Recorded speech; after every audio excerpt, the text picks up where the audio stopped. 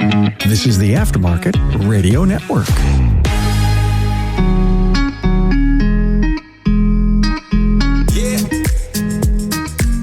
Welcome to Speak Up Effective Communication. I'm your host, Craig O'Neill, and I think we have a great topic and a great guest for this topic. Today, we're talking about controversial conversations. It may just be a conversation on conversations and how to make them not go controversial, but either way, I'm here with my friend, Evan Wisner.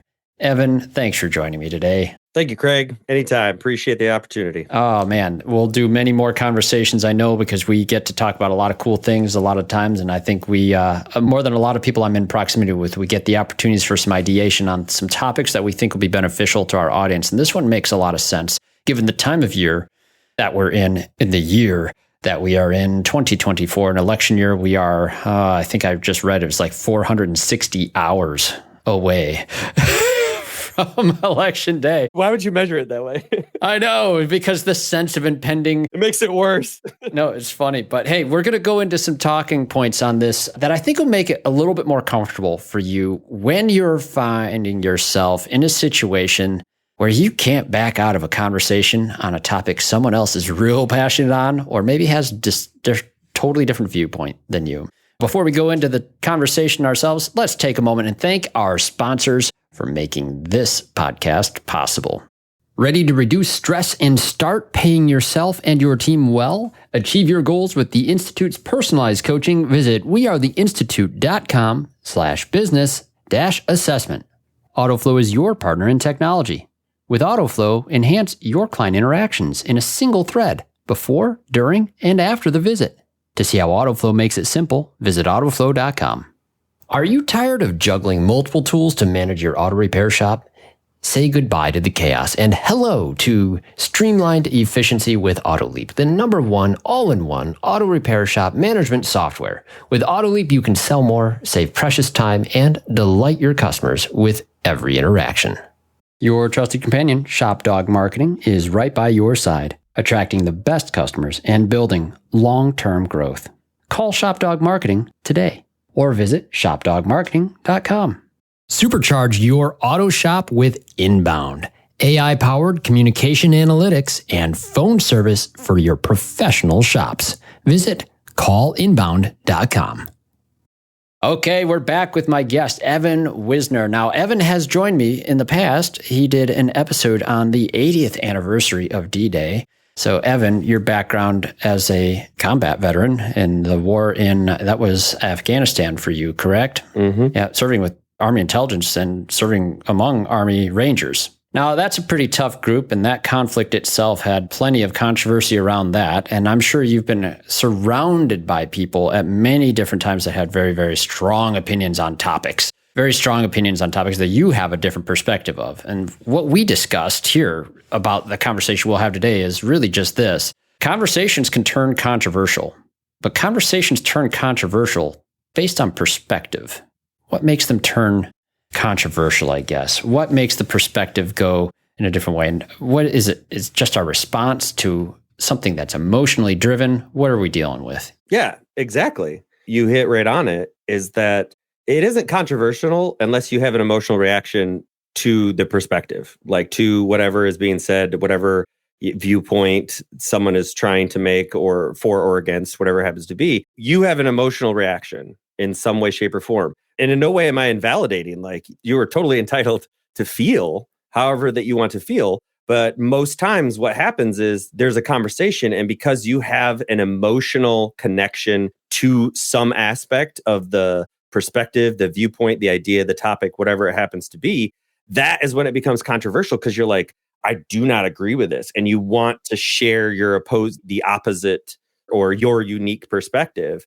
That is where like the conflict, and that is where the uncomfortable of like, well, I think this, and be like, well, I think the exact opposite of that comes in, and like creates that tension. You feel this drive to speak up, and people see the title for this show and they think, oh yeah, I got things happen all the time. I want to speak up about that. And on we go.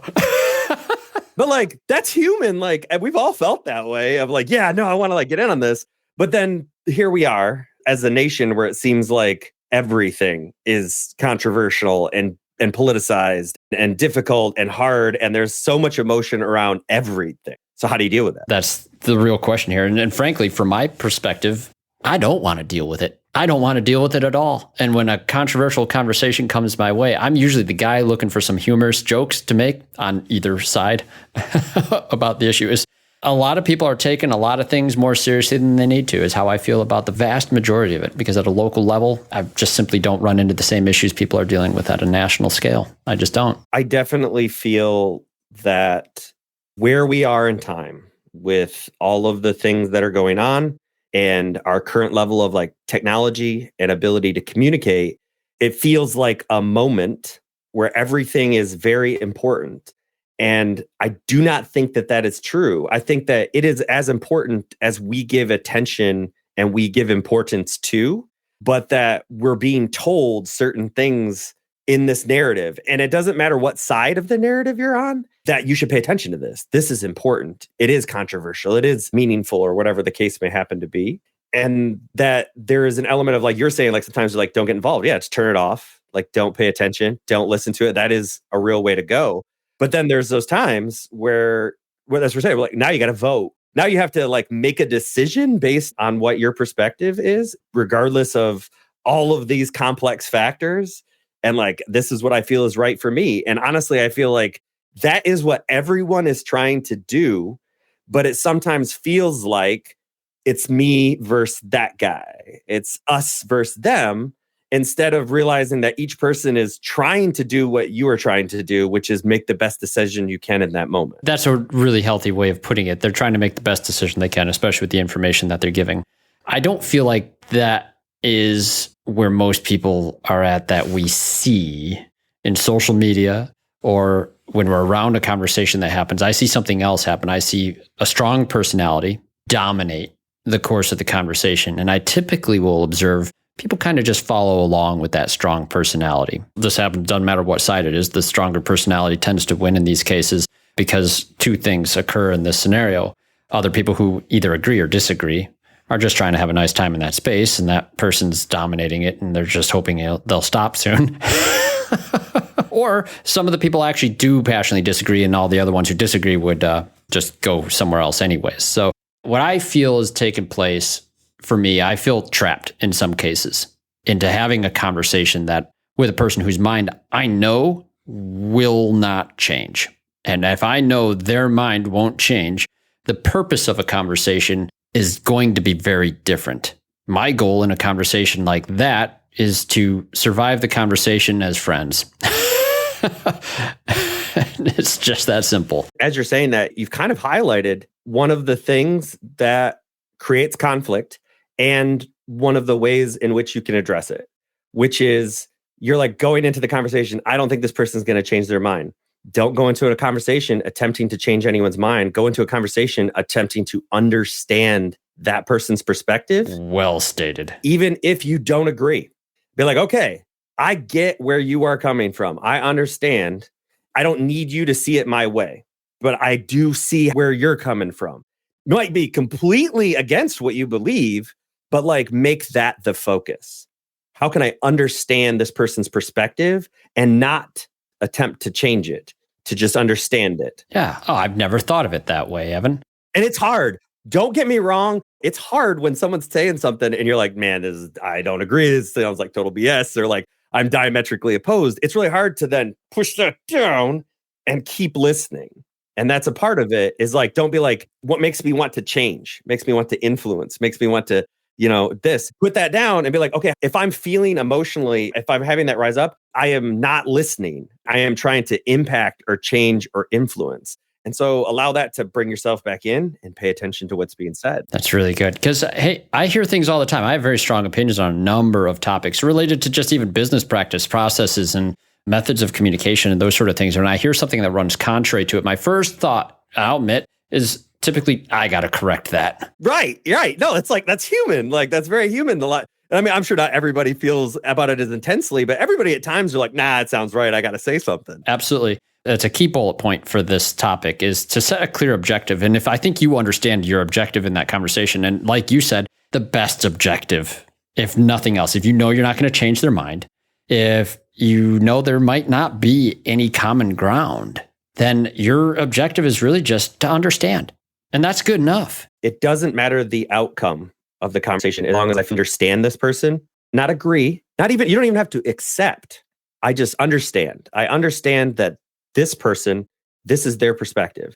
And a lot of that also comes from, are you active listening? Are you engaging in asking questions? Are you clarifying without the intent, like for you, so that you understand and without the intent of trying to like, well, what about this? And ask one of those questions, but of like trying to truly understand what this person is taking into consideration when they form their view. The phrase is called nonviolent communication, is that I am not attacking you. I am not attacking any part of you with how I am communicating with you. I am trying to understand it.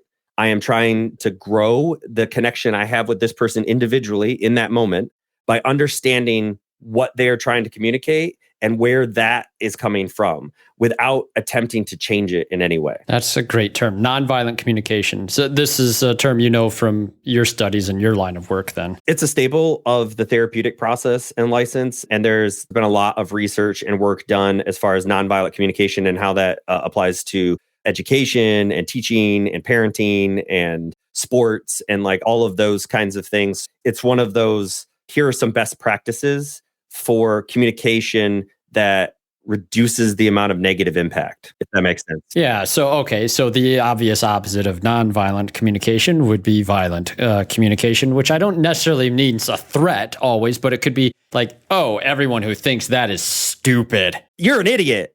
That's violent communication. You're attacking, right? You're putting, this is about you. Yeah. Ad hominem. Well, these are personal attacks. These are about the person.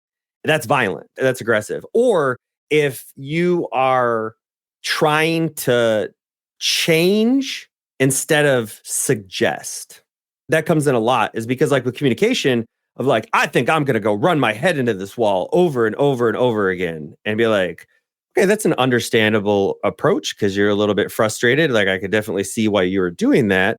What are some other options that you could do? Asking a question, right? Changing it instead of being like, don't do that. That's dumb. Why would you do that?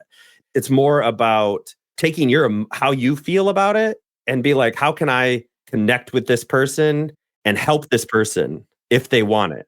In customer service, this is really common, where immediately you have an upset person in front of you. They're expressing frustration and they're upset at you. And your immediate reaction to that is some feeling as well, which is usually like, oh, that's crazy. We took great care of them. I was super kind. This is absurd. That initial reaction, people aren't good at this. I forget to do this all the time. Acknowledging the emotion you're feeling.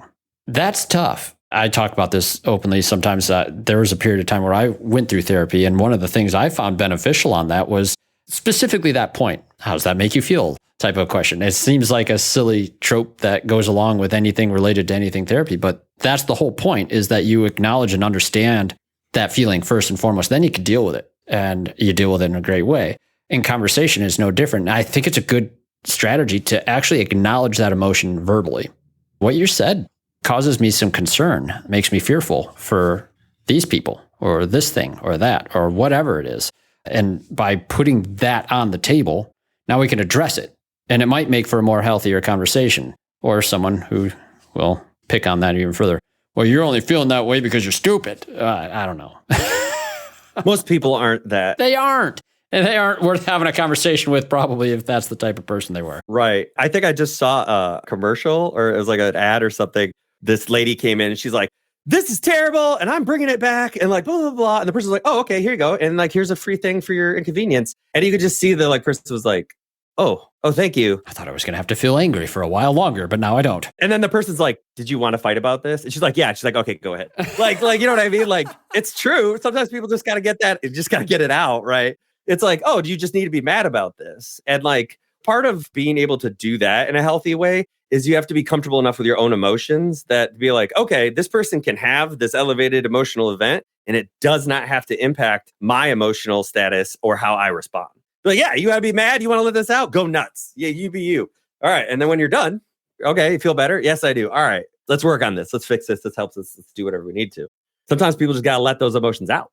Looking to take your shop to the next level of quality service, team culture, and overall profitability? At the Institute, we provide personalized coaching that aligns with your goals of financial stability, excellent customer service, and employee satisfaction. Our priority is helping you establish significant and sustainable progress. We work with you to create strategies that reduce the stress of running your business, improve your quality and performance, and optimize your profitability. Experience the benefits of professional coaching by visiting wearetheinstitute.com/business-assessment. Hey friends, as you know, I'm a proud member of the AutoFlow team, and let me tell you, we've changed how business is done for auto shops everywhere. We support your client experience before, during, and after the work is done. Imagine this. Timely updates sent directly to your clients, branded digital vehicle inspections, and seamless communication from start to finish. That's why shops love AutoFlow. And hey, with those 5-star reviews rolling in, you'll wonder how you ever managed without us. Take an important next step and take your auto shop to the next level. Visit www.autoflow.com. Get on board with an AutoFlow trial. Are you tired of juggling multiple tools to manage your auto repair shop? Say goodbye to the chaos and hello to the streamlined efficiency with AutoLeap, the #1 all-in-one auto repair shop management software. With AutoLeap, you can sell more, save precious time, and delight your customers with every interaction. How? By harnessing the power of cutting-edge technology that brings you real-time actionable insights. From scheduling appointments to creating estimates, generating invoices, managing technicians, and seamlessly syncing with QuickBooks to keep your records updated, AutoLeap does it all for you. Visit AutoLeap.com and book a demo today. Looking to drive more customers to your auto repair shop? Trust ShopDog Marketing to be your reliable companion with AI-powered customer-first marketing, websites, and high-ranking local search. Maximize your reach with our mobile-first and voice search expertise. Car counts are like ice cream. Sweeten your revenue with ShopDog Marketing. Grab our free guide to learn how AI can drive more repair orders every day. Don't miss out on this chance to boost your business. Visit shopdogmarketing.com. Inbound has exclusively served independent auto repair shops with expert communication solutions for years. Our robust VoIP platform ensures you stay connected while our industry-leading AI analytics take your business to the next level. We provide the tools you need to understand your customers and optimize every interaction. Choose Inbound for proven expertise and unmatched innovation. Visit callinbound.com and discover the difference we can make. Most of the time I hear people complaining about a political conversation, especially, is they'll end up talking about, you can't let your emotions get in the way of this. This is just the facts. And so then we go into a whole different topic, right? The fact-based versus emotion-based type of conversations. I don't think they're real. You can't have one without the other in terms of like, there's obviously each person, how their behaviors manifest, how their emotions manifest, how what they're thinking about manifests is different to the individual. Sure. And you can have a conversation where you're like, all right, we're following this strict, rigid, this is science and logic, and we're going to use this very structured way of having this conversation and discussing these things. But at the end of that conversation, even if the whole thing is that way, how you feel about that information is where you make your decision, is where you form that or you put that information. And even sometimes it's to be like, all right, I'm not going to form an opinion, right now in this moment. I am just going to like put that in a box and come back to it later. Like there's lots of different ways to sort of address it. But ultimately, there's always emotion in it. And sometimes there's a lot, right? That's where it started. This, and they're doing this, and blah, blah, like it's all the feelings into it. It's less about the logic, less about the words, and more about how the situation makes either side feel. Both pieces of information are incredibly relevant. And that's sort of the fun of these scenarios. I've learned that even in my time in customer service, you get somebody that comes in and some people wear their emotions on issues that are being discussed at a national scale on their sleeves. When someone who's watched a lot of news or whatever algorithm their echo chamber is constructed of, they have this general idea sometimes that everyone's in that same chamber as they are. And you sort of pick up on this. But what you really find is that I feel like what most people are looking for is understanding or catharsis. And it's one of those two things. From a therapeutic standpoint, people are typically only looking for three things whenever they're interacting with you. They either want validation. They want, yeah, that sucks. That's, yep, nope, whatever. I agree, whatever. They want validation. They want you to validate their emotional state. They want problem solving. So like they're telling you something they want you to help with. They want you to like, all right, how do we fix this, right? Which I'm assuming in your line of work, it's gonna be a lot of them, right? They're like, I have a problem. I got a problem, and I need you to fix it, right? And then the third one is to share space. So like that can be like allowing someone to vent. It can be allowing someone to have a very strong emotional reaction or talk about it without doing anything, just being a part of it, like being present for it. And like that last one is one that most people, in my opinion, a lot of people struggle with that. I know I do personally, and have had to do a lot of work to bring myself and allow myself to be more present for things without being emotionally invested. So like I'm empathizing, I'm feeling what you feel and understanding, but I don't have to like feed any of how I feel about it, what I think, my perspective into it, and just sharing that space. Okay, that's an important distinction there, because that's advanced level skill right there. You're allowing yourself the empathy, which is be able to put someone else's feelings on and try them out, basically. Wear their shoes.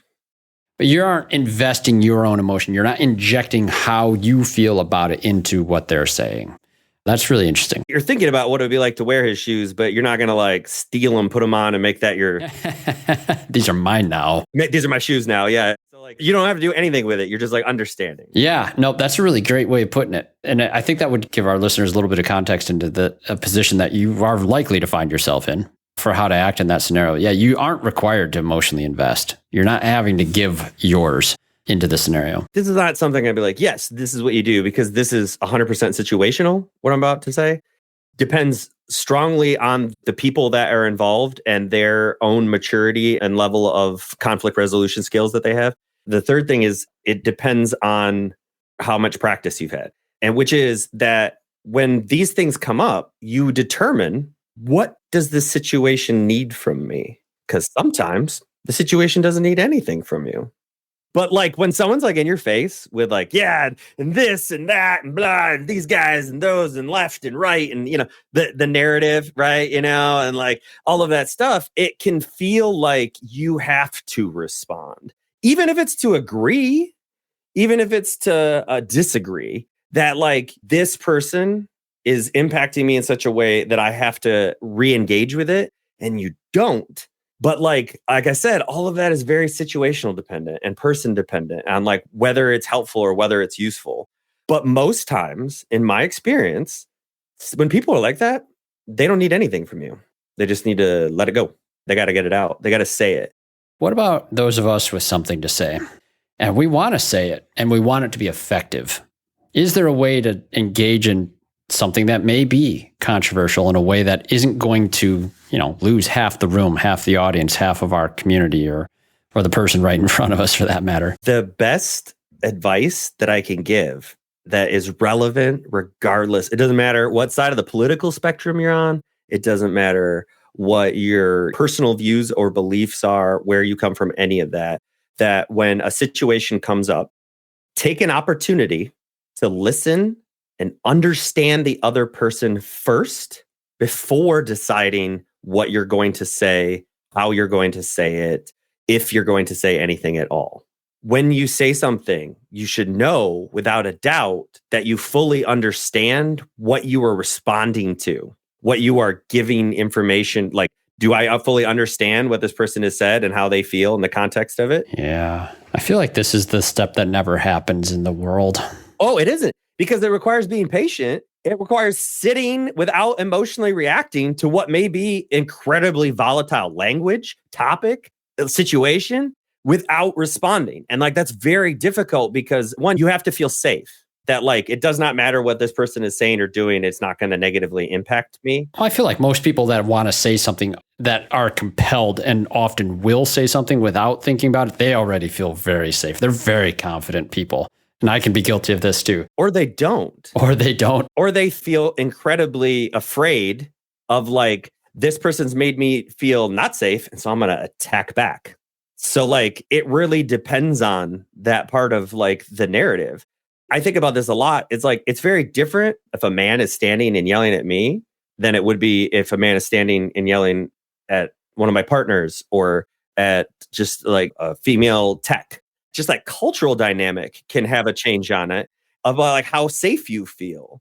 Shop owner scenario, for example, a lot of female customer service representatives today, you get an angry male client yelling at them because of something that just went wrong with their car. And you're going to immediately feel an urge, probably, to protect your coworker.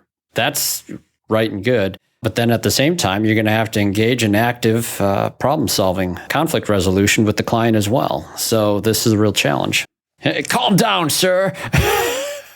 And that's where it's like understanding that like how you are responding to the situation also depends on like your own history, perspective, and capacity to deal with that situation.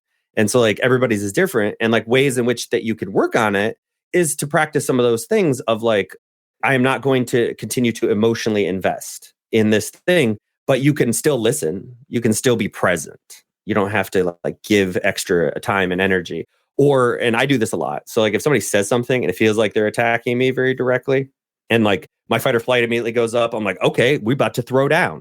Like, you know, like whatever it happens to be, I'm either going to have to verbally fight you or I'm going to have to really fight you, right? When that comes up of like, what is the dynamic? Because if I had if like you and I were disagreeing on something and you kind of came at me, I'd be like, all right, let's go, man. Like, I respect you. Fine. You want to throw down, you want to fight. But that's because we have that dynamic. But if you're somebody completely else, I don't know your background, I don't know who you are, and you're coming in with that, that's like, whoa, like we don't have that kind of relationship to be able to do it back and forth. And I feel like people are a little timid on that point too. Like at Toastmasters, I don't remember if you were there for that meeting. I was running the table topics portion and I was trying to turn it into a debate mode. And you know, our wonderful group at Toastmasters kept on finding common ground. They kept doing it. There was no debate. Like I wanted to see like a debate class type of a debate where someone takes this one side, another person can argue the other side. Because I wish I did this in high school. I never did. I would have loved to join an actual debate team where they give you the topic and you have to do either side. Oh, I love debate. See, that's a lost art, though. I feel like it's something that we've lost the ability to do, or a lot of people never have. And every time I look into it, it just looks fun to me. I don't care what the issue is. I feel like I could argue it very well because arguing is fun. I like it.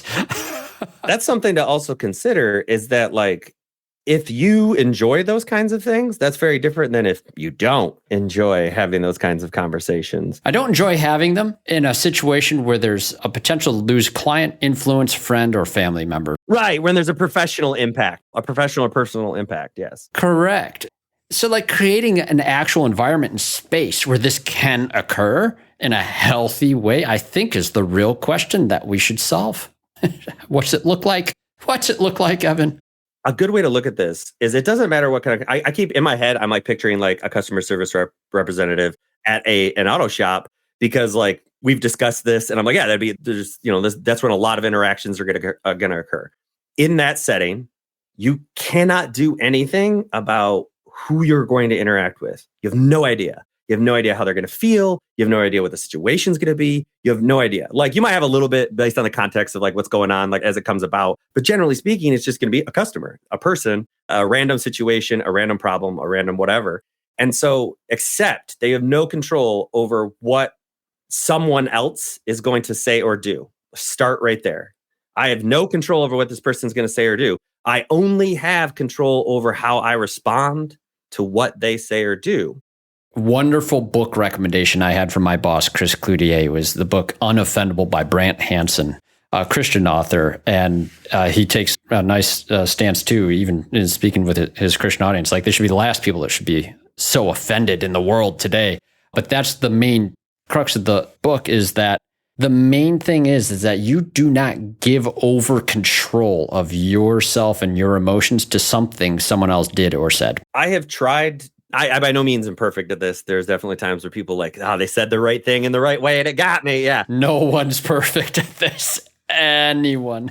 Right. And that's what I'm saying. It's something that everyone can relate to and understands because like there's always those people who could just get under our skin or they say the right thing. Right. But like I try incredibly hard to be non-reactive, to not be offended. And I say that in the sense that if I am offended by what someone says, then I have lost. I have allowed them to influence me. They have created an emotional reaction, which means it doesn't matter why. They won. They got what they wanted.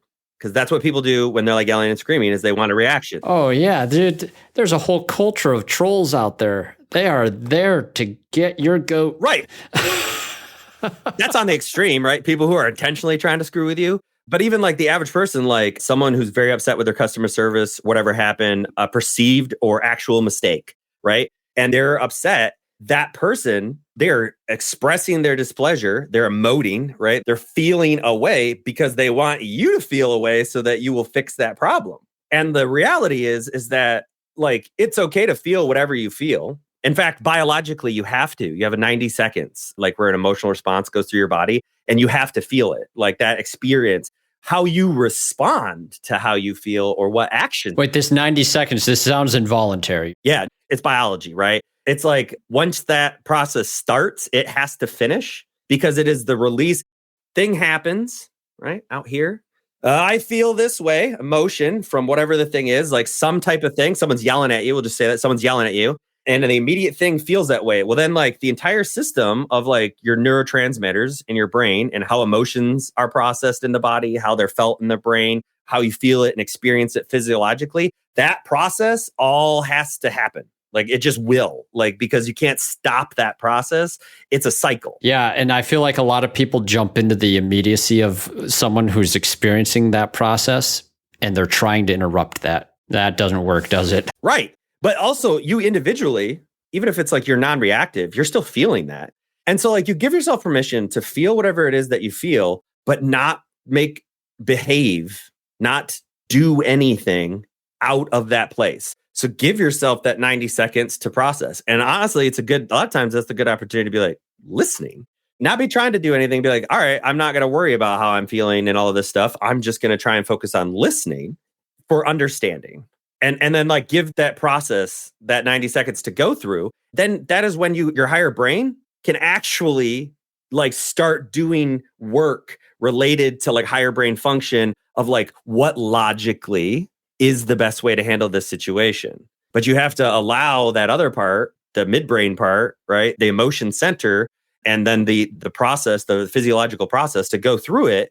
They has to go through that amount of time before you even can start activating this part to then engage with it in the way that's going to be most effective. And everybody obviously does this with varying degrees of success, depending on their own life experience. How do you handle stress? How do you handle those situations? Yeah, that's really good, Evan. Yeah, your background is very useful for our industry, my friend. My undergraduate degree is in psychology, and I wanted to become a psychologist. And I later learned that the easiest way to work as a therapist is to become a social worker, because you can do all of the things that you can do as a therapist, but you can also do other things like work in schools and like work with particular groups, and insurance companies will pay for it. That was like, you're more employable as a social worker than you are as a psychologist. And so like, that's why I decided when I got out of the Army to get my social work degree. I actually wanted to go back into the Army and be a social worker for the Army. But then I learned that it was a lot more difficult to do than I was told, those silly recruiters. Now, there's a quote that I was flipping through. One of the books that I was reading lately is probably another topic we'll have to discuss, the anxious generation. Generally, this has been on my mind a great deal lately. And I remember if I was given this quote in another conversation or a webinar or what lately. I feel like I just did this. I said, if your body was turned over to just anyone, you would doubtless take exception. Why aren't you ashamed that you have made your mind vulnerable to anyone who happens to criticize you so that it automatically becomes confused and upset? And he's quoting Epictetus. I'm always terrible with the Greek minds. Yeah, Epictetus. That seems right. But it's really a great quote. I think that a lot of times we're trying to react in a way that's positive, but we don't. And it's not always voluntary. We have to take a minute. There's 90 seconds there. That seems logical. And that is a good tool to address that, is to take a breath, to like, okay, like this is making me feel a way. This person is making, and like acknowledge it, accept it. That's okay. And then let it all out, and then continue to breathe, continue to try and listen, bring yourself into a stable place so that you don't have two unstable people, which is what usually is where conflict is because you have two people who are emotionally elevated. It's just off the walls then, isn't it? It's gone. Emotionally elevated. even when it's not off the walls, even with just like those little disputes that you have, like maybe the coworker of like, oh, well, like this, right? Oh, or like this. You're both responding out of an emotionally elevated position. And so like it gives you less capacity to deal with the situation well. The more calm, the more that you can bring yourself back into the present. And this is very important, not take what someone is saying personally. I'm not the guy that's going to take things personally by automatic. I try to default positive in whatever anybody's intent is. But I'm in situations, and I'm reminded of this sometimes, that that's not everybody's default at all. I've been part of conversations where it was jovial and kidding about things of a relatively serious nature, but making jokes about it. I work with a few comedians. We have a few comedians in our club at Toastmasters. It's wonderful. But surprisingly, or unsurprisingly, I should say, there's someone standing nearby that took great offense to the joke and is emotionally reacting now to it, and kind of puts us in a position where I have to scale back the jovial nature of the conversation that was occurring and deal with understanding and respecting the other individuals. Tough to do. An important consideration is that your emotional response is dependent on you. And that sounds like an oversimplification, but it is like who you are as a person, what you have experienced. People who have a lot of trauma, who've experienced a lot of trauma, are going to be more emotionally reactive. That's very common. People who have anxiety, have depression, have things where they already have like some part of it. Like I have anxiety and depression. And so like there's more intrusive thoughts, right? There's more like emotional states that I'm like, I don't know why I feel this way, right? So when you have more of that, all of that comes into play with the interaction, and you as an individual have no way of knowing what that person's like background is. As a therapist, you just assume that the way that that person is reacting makes sense. Makes sense to them for sure. And it's your job to probe and find out, or maybe not. No, for the average person, of like whatever they're saying, whatever they're doing, it isn't about me. That like it's about them, and it makes sense. That like for them, that is exactly how they feel and how they believe they should be responding and like reacting in that moment. It is true, and it is their reality. Perception is reality. Accepting that is a great way to not bring yourself into it. Like this person's doing it to me because they don't respect me, or they, like whatever thought pops in, whatever emotion this thing is making you feel, but it's not about you. And so like you don't have to accept the energy that they're sending you. You can just be like, no, I'm good, thanks. And emotionally like put it off and be like, you can hang on to that. I'm just going to be here waiting for you to be done. And like that takes practice. Yeah, it would. And the people who are well practiced at it will still come into contact with people who aren't. Good stuff, Evan. No, this conversation went a few directions. I'm really glad they went there. Evan, thank you so much for these points and tips and everything that's related to this conversation on controversial conversation. I think this was just on communication with individuals, period. It doesn't need to be on anything controversial. I think the things that you laid out here keeps things from turning to the controversial point. And we can actually have some healthy discussions where both parties can stretch and grow. When it comes to any conversation, it only becomes controversial if you allow it in your individual experience. That like, no matter how it's defined by society, no matter how other people react, how you respond is what determines, is it controversial? Because otherwise, if you're just listening and understanding and trying to understand this perspective, there's no controversy in that. Correct. I might not agree with you, but I understand you now. There's no controversy in understanding you. No controversy in understanding another person. That's correct. Nice, Evan. Thank you so much. And thanks everyone for listening. And don't forget to check out the other shows on the Aftermarket Radio Network with Remarkable Results Radio with Carm Capriato, Matt Fonslow's Diagnosing the Aftermarket A through Z, Kim and Brian Walker's Marketing Podcast, and Hunt Demarest's Business by the Numbers, and then Coach Chris Cotton on his weekly Blitz. All of them excellent shows. Listen to learn just one thing. That's the Remarkable Results way. And thank you for listening here. Remember, before you speak up, listen up first. We'll talk again soon. Thanks for listening. You've been listening to Speak Up, Effective Communication with Craig O'Neill on the Aftermarket Radio Network. Follow Craig on your favorite podcast listening app and on his YouTube channel. Let him know what you'd like him to speak up about. Craig is all for advancing the automotive service aftermarket.